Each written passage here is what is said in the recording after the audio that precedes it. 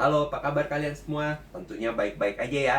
Kalau saya di sini baik-baik aja dan saya akan doakan kalian juga semua yang sering nonton video ini baik-baik aja dan terus semangat untuk belajar akuntansi. Karena belajar akuntansi itu seru-seru banget ya pokoknya. Apalagi yang sudah sampai ngikutin video-video di channel ini. Oke? Nah, sebelum saya mulai pembahasan kali ini terkait dengan penyusutan, jangan lupa subscribe dulu channel ini biar saya semakin semangat untuk ngisi konten-konten yang ada. Oke, hari ini saya akan membahas tentang penyusutan.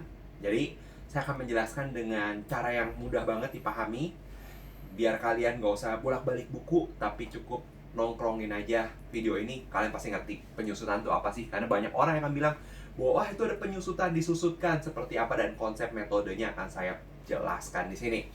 Nah, penyusutan itu merupakan pengalokasian beban dari aset yang kita miliki selama masa manfaat nih.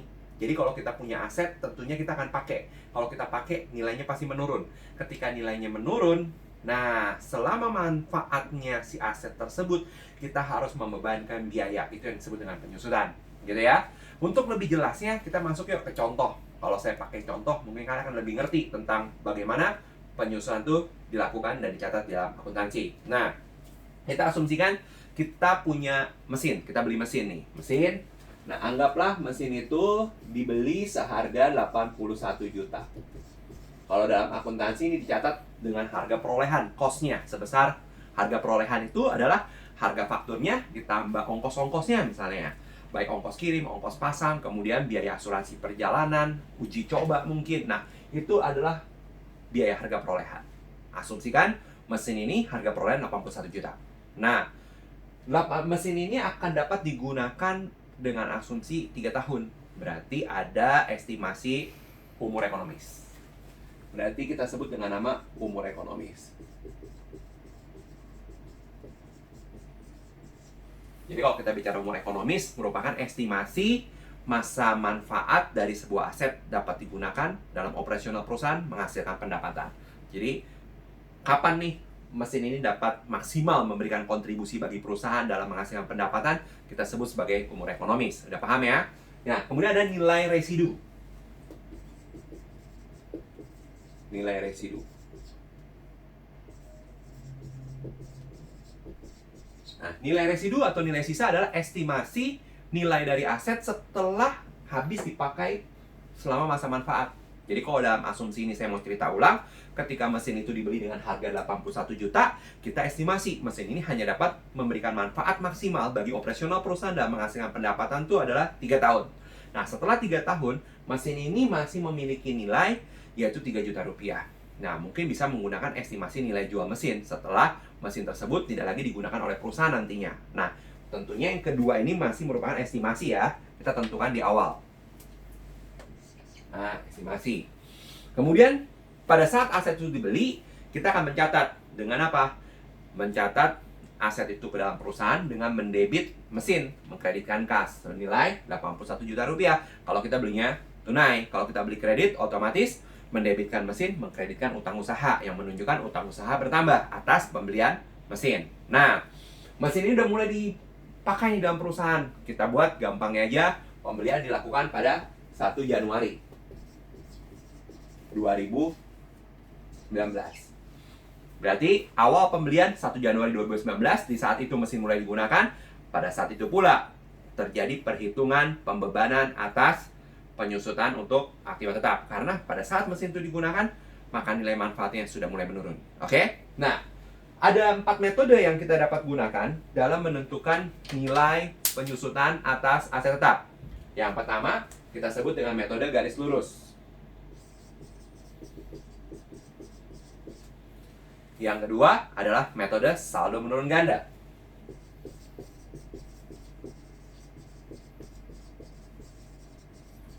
Yang ketiga, metode jumlah angka tahun.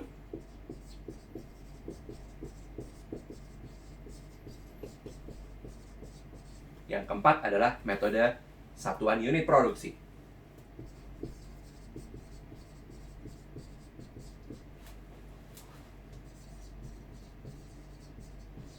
Oke, kita coba satu-satu metodenya.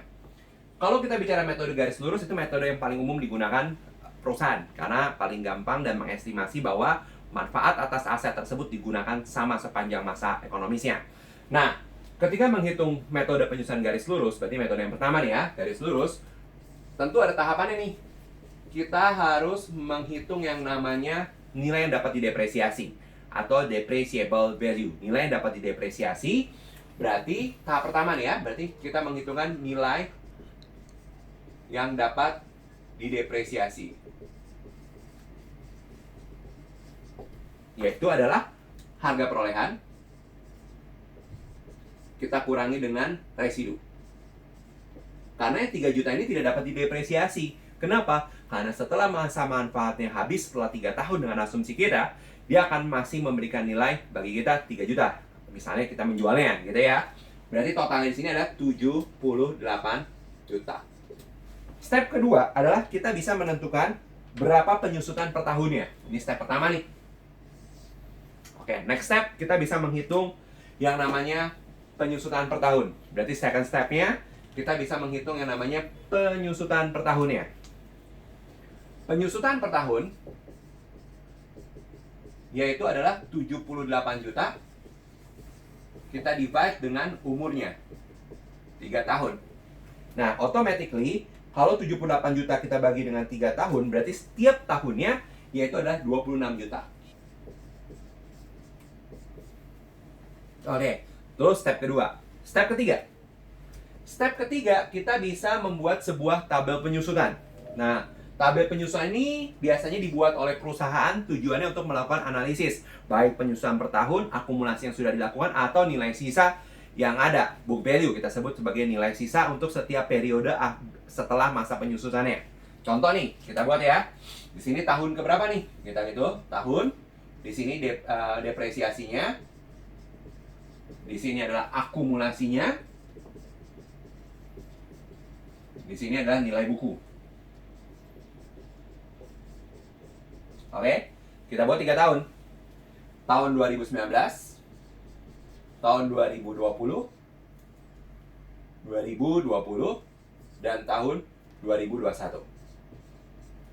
Oke, tahun 2019 karena aset tersebut dibeli 1 Januari 2019, mesin tersebut dipakai sudah 1 tahun, logically-nya berarti ada penurunan nilai. Penurunan nilai berapa besar? Yaitu sebesar 26 juta.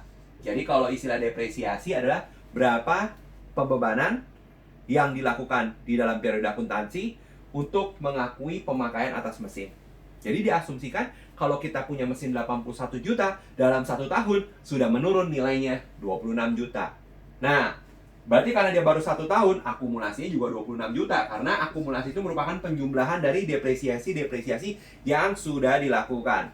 Nah, kalau nilai buku adalah estimasi lagi nih, bahwa pada saat kita punya mesin 81 juta dengan sudah dipakai sebanyak 26 juta, maka nilai daripada mesin kita yaitu adalah, kita kurangi ya, 81 kita kurangi dengan 26, hasilnya 55 juta.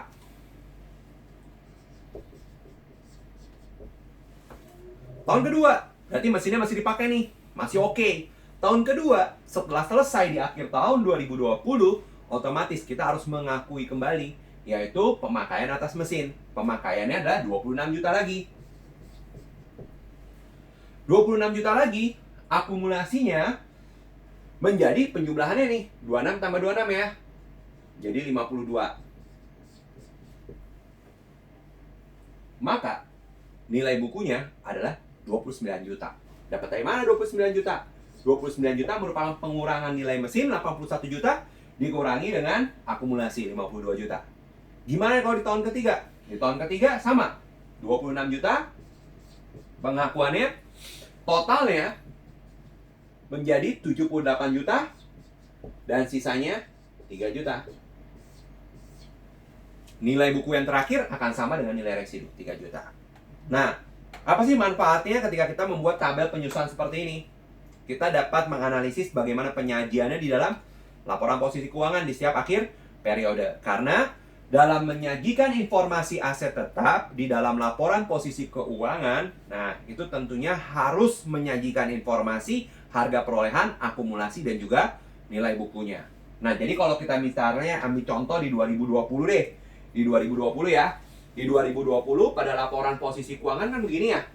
Ada sisi aktiva, pasiva di dalam poin kelompok yang namanya aset tetap atau aset tetap atau aset tidak lancar atau PPE, Plant Property Equipment gitu ya. Di sini di dalam aset tetap kita punya mesin. Maka mesin kita gitu ya. Oke. Mesin kita kalau dalam bahasa Inggris saya tulis mesin yaitu 81 juta. Tapi kita harus menyajikan akumulasi penyusutan, accumulated depreciation ya. Saya gunakan istilah bahasa Inggrisnya, accumulated depreciation ya. Tahun 2020, berarti ini per 2020, 31 Desember. Gitu ya. Sudah 52 juta. Ada nih 52 juta informasinya. Masukin 52 juta. Berarti book value-nya adalah 29 juta. Oke. Itu harus disajikan seperti itu. Beda dengan menyajikan pada aset lancar, misalnya perlengkapan. Kalau perlengkapan, kita bisa langsung pada saat pemakaian, kita kreditkan perlengkapan, karena sifatnya jangka pendek. Ya. Dan aset tetap, ketika kita mengakui penurunan nilai, kita hanya bisa menampung di dalam akun akumulasi depresiasi. Karena apa? Karena pada pemakaian aset tetap, wujud fisik asetnya tidak berkurang meskipun nilai manfaatnya berkurang. Contoh, kalau kita pakai handphone, misalnya ya, kita udah pakai handphone untuk masa 4 tahun, karena awet banget kita pakai. Mungkin nilainya udah menurun, baik handphone, laptop, nilainya udah pasti menurun. Tetapi penurunan itu tidak akan tampak pada pengurangan fisik. Tidak mungkin dong tiba-tiba tombolnya hilang karena udah 1 tahun gitu kan. 2 tahun mungkin speakernya hilang, kan nggak mungkin. Tetap secara physically ada manfaatnya turun. Itulah sebabnya menjawab pertanyaan mengapa pada aset tetap kita tidak boleh langsung mengurangi nilai aset tetap itu, tetapi kita tampung dalam akumulasi penyusutan. That's why akumulasi penyusutan sifatnya mengurangi, menunjukkan bahwa adanya penurunan nilai mesin. Mesin senilai 81 juta sudah dipakai 52 juta. Maka nilai bukunya atau nilai manfaat mesin yang masih dapat digunakan sampai dengan tanggal pelaporan di 31 Desember 2020 adalah 29 juta. Oke, ini adalah metode yang pertama, metode garis lurus. Metode yang kedua yaitu adalah metode saldo menurun ganda. Nah, saya akan coba membahas metode saldo menurun ganda.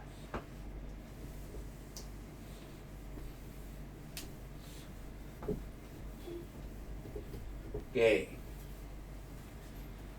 Metode saldo menurun ganda yang kedua ya, saldo menurun ganda.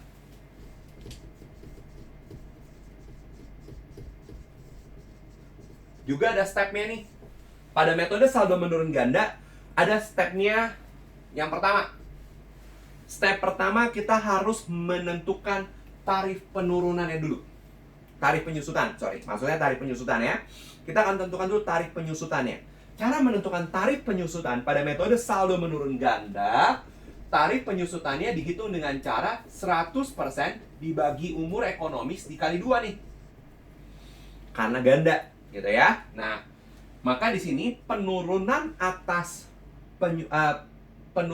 nilai manfaat itu kalikan 2. Berarti penurunannya jauh lebih cepat dibandingkan metode garis lurus. Makanya metode ini penggunaannya berbeda. Kalau garis lurus kita menganggap bahwa pemakaian atas aset penurunannya stabil, selalu konsisten sepanjang periode, ya. Tapi kalau metode garis saldo menurun ganda biasanya tahun awal itu akan mengambil lebih banyak benefit atau manfaat buat perusahaan dari aset tersebut. Misalnya mungkin kalau arah-arah aset berupa teknologi, mungkin juga kayak handphone, laptop ya yang selalu cepat berganti. Nah, biasanya penggunaan manfaat itu di tahun-tahun awal jauh lebih besar dibanding tahun-tahun belakang. Maka cenderung menggunakan saldo menurun ganda. Nah, dari tarif ini kita lihat olah informasi yang ada nih. Berarti tarifnya adalah 100% dibagi umurnya 3 tahun kali 2 nih. Kalau saya lihat di sini adalah 200% per 3. Kalau kita pakai angka ini kayaknya boleh, kalau yang pakai kalkulator gitu ya. Tapi kayaknya boleh saya ubah saya transform ke bentuk pecahan nih.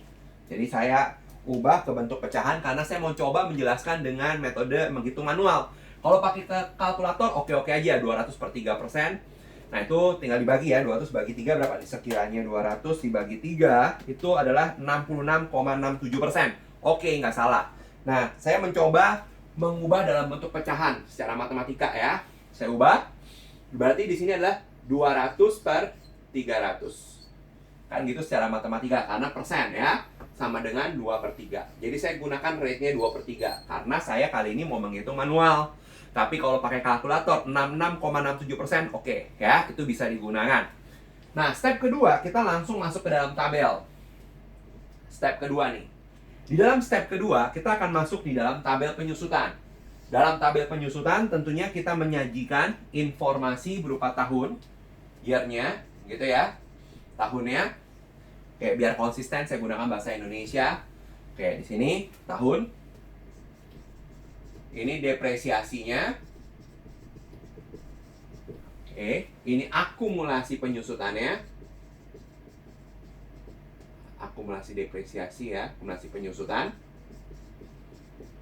Jadi istilah depresiasi dan penyusutan itu sama gitu ya. Di sini nilai buku.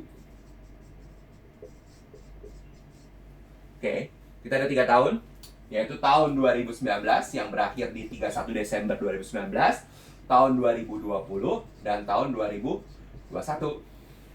Di tahun pertama, cara mengerjakan adalah kita menggunakan tarifnya. Tarifnya adalah 2 per 3. Berarti 2 per 3 dikalikan dengan harga perolehan. Hati-hati. Dalam metode saldo menurun ganda, kita tidak menggunakan angka nilai yang dapat didepresiasi atau depreciable amount, tetapi directly dia kalikan dengan cost harga perolehan. Di sini adalah 81 juta. Diperoleh angka adalah 18 juta. 2 per 3. Tunggu, 2 per 3 ya. Berarti 2 dikali 54 juta. Berarti sampai dengan 31 Desember 2019, maka akumulasinya 54 juta. Yang tadi saya bahas, nilai buku adalah tahun pertama dia akan ambil 54 juta benefitnya, nilainya, ya. Berarti di sini adalah 81 dikurang 54. 27. Tahun pertama selesai. Artinya apa kalau kita bicara dari tabel itu aja untuk tahun pertama? Artinya bahwa di tahun pertama penggunaan mesin, kita sudah harus mengakui bahwa mesin tersebut kita sudah ambil benefit atau manfaatnya itu adalah sebesar 54 juta. Cukup besar di tahun pertama. Sehingga nilai yang tersisa pada akhir tahun pertama ada 27 juta. Nah, kalau secara proses pencatatan dalam akuntansinya, otomatis akan membuat jurnal mendebit depresiasi atau beban penyusutan atau beban depresiasi dan mengkreditkan akumulasi penyusutan. Hati-hati di sini poinnya, ketika jurnal yang dibuat pada saat penyusutan aset tetap tidak mengkredit aset tersebut. Karena secara fisik, baik lagi, asetnya nggak hilang, asetnya tetap ada. Ketika kita pakai mesin, manfaatnya kita ambil, manfaatnya sudah banyak kita serap, tapi wujud fisik daripada aset tersebut tidak berkurang, tetapi nilai gunanya menurun. Oke? Di tahun kedua gimana? Sama, berarti 2 per 3 dikalikan dengan 27 juta. Kita lihat 2 per 3 kali 27 ya, 18 juta.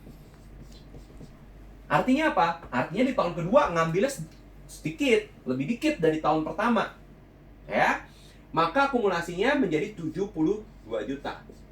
Nilai bukunya 81 juta. 81. 81 dikurang 72, 9 juta.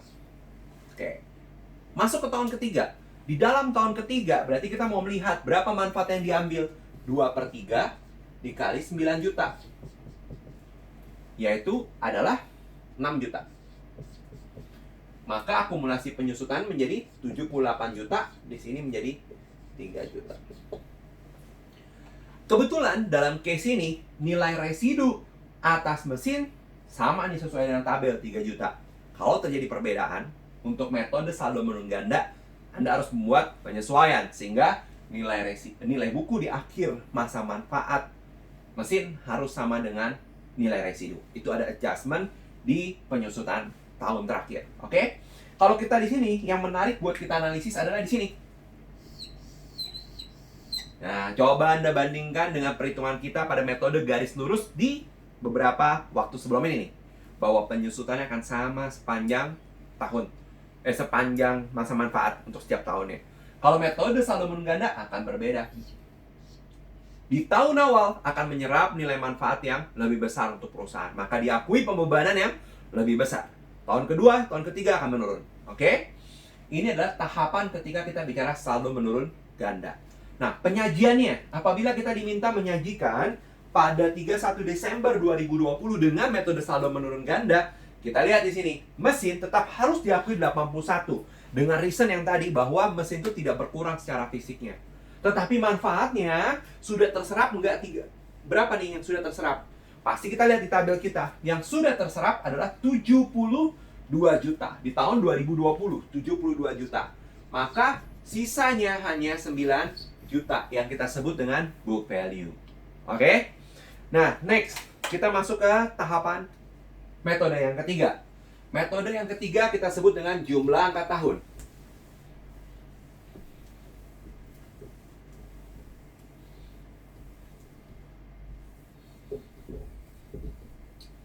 Oke, saya hanya mendelete ini aja, menghapus beberapa ini. Oke, urutannya. Ketika kita bicara metode yang ketiga, yaitu jumlah angka tahun. Saya singkat JAT. Jumlah angka tahun sama, konsepnya seperti saldo menurun ganda. Cuma beda teknisnya. Apa yang saya bilang sama, konsepnya bahwa dia akan terjadi penyerapan manfaat di tahun awal akan lebih besar dibanding tahun-tahun berikutnya. Namun penurunannya lebih proporsional. Di sini adalah kita menentukan dulu tarif daripada jumlah angka tahunnya. Karena umurnya 3, ya, perhatikan step saya, berarti dia akan menghitung 3 ditambah 2 ditambah 1, menghitung mundur. 3 ditambah 2 tambah 1 sama dengan 6. Kalau dia 5 tahun, 5 tambah 4 tambah 3 tambah 2 tambah 1. Gitu ya. Nah, tentukan dulu ini. Kalau dia 4 tahun, 4 tambah 3 tambah 2 tambah 1. Oke. Bagaimana kita menghitung penyusutan secara akuntansi untuk mesin yang disusunkan dengan jumlah angka tahun? Di tahun yang pertama, 2019, otomatis kita, karena dia tahun yang pertama, kita kasih dia atasnya 3/6, 2/6, 1/6. Ini teknisnya. Jadi dia tetap akan yang atas lebih besar, 3, 2, 1/6. Kita kalikan dengan tahun yang pertama itu adalah menggunakan depreciable value. Menggunakan nilai yang dapat didepresiasi, yaitu adalah 81 kurang 3 juta. Tadi ya, saya udah jelaskan bahwa ada nilai yang dapat didepresiasi waktu saat menjelaskan garis lurus. Nah, dalam hal ini juga sama. Berarti kita lihat totalnya sih 78 juta. Berarti di sini adalah 78. Kita totalnya 39 juta. Oke, saya langsung cepat ya. Karena konsepnya sama kayak tadi, akumulasi tinggal menambahkan. Di sini 39 juta, di sini adalah 42 juta. Tahun kedua kita kalikan 78 juta. Berarti 20. Maka akumulasi 65 juta. 16 juta. Bagaimana tahun ketiga?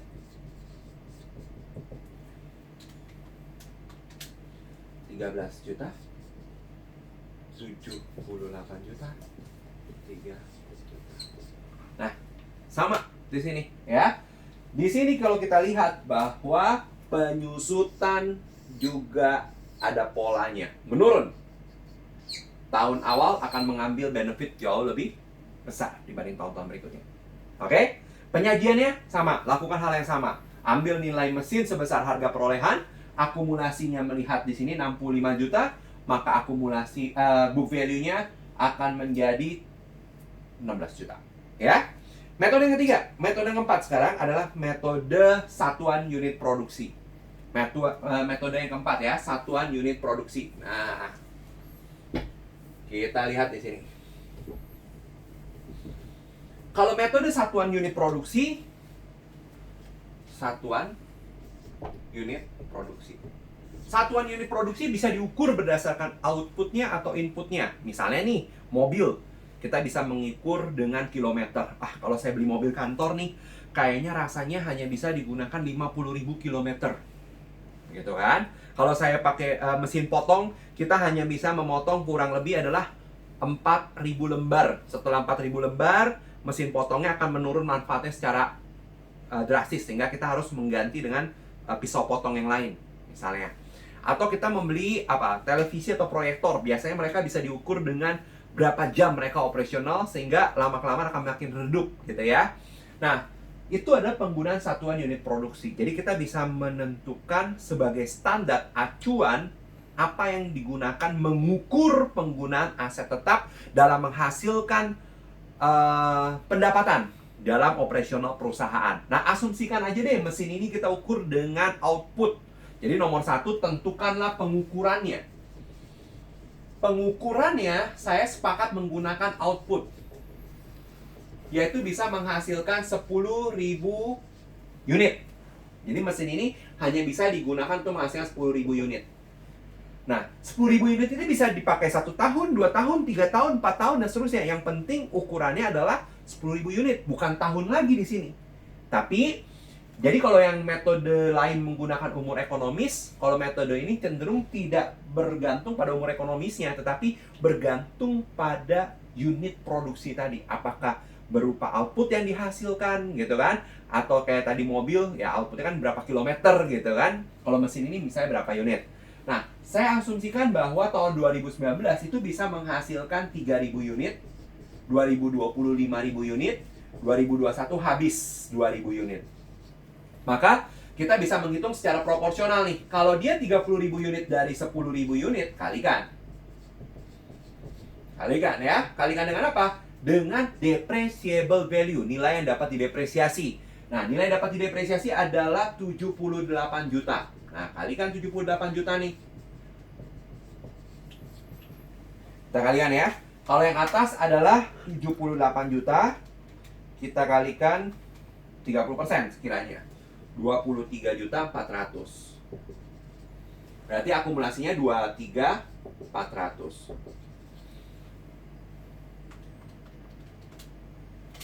Berarti di sini 57.400. Tahun kedua, ya, itu 5.000, berarti setengahnya nih. Yaitu adalah 39 juta. Berarti akumulasinya menjadi 62.400. Nilai bukunya adalah 18.600. Terakhir, di tahun terakhir dia adalah 2.000. Kita kalikan dengan 78 juta. 15.600. Ditotalin jadi 78 juta. Pas ya. Berarti di sini adalah 3 juta. Nah, ini adalah keempat metode yang dapat kita gunakan dalam menghitung penyusutan atas aset tetap. Nah, mudah-mudahan video ini membantu kita memahami apa itu penyusutan, mengapa harus disusutkan, dan bagaimana perlakuan akuntansi atas penyusutan, pencatatan di dalam jurnalnya, dan juga pelaporannya dalam laporan posisi keuangan.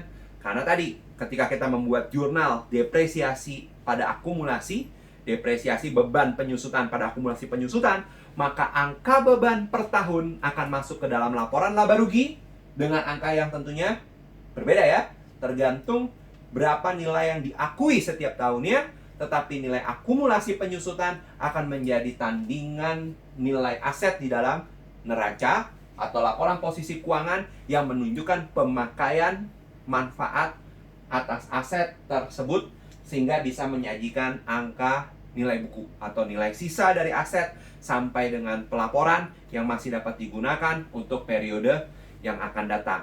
Nah, semoga video ini sangat membantu, dan tentunya selalu simak video-video lain di dalam channel YouTube saya. Terima kasih.